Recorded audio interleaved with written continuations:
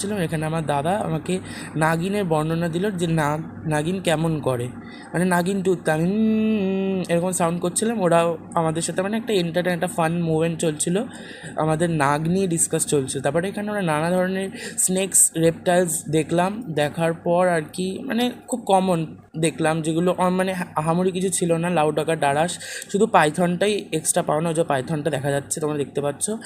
এটা কি সাপ মনে নেই আমার ঠিক।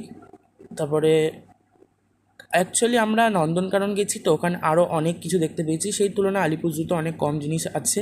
এটা একটা আউলের মতো স্ট্রাকচারের ভেতরে ছিল, আর ওখানে ওই যে সিংহ মানে বাঘ মামা আমাদের দর্শন দিল।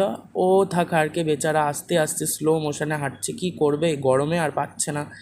তারপরে এখানে আমরা নানা ধরনের পাখি দেখলাম। এখানে একটা পাখি দেখেছি, মানে পাখি বলতে ওটা হচ্ছে একটা পায়রাটা না মানে খুব সুন্দর ক্রাউন মতো করে,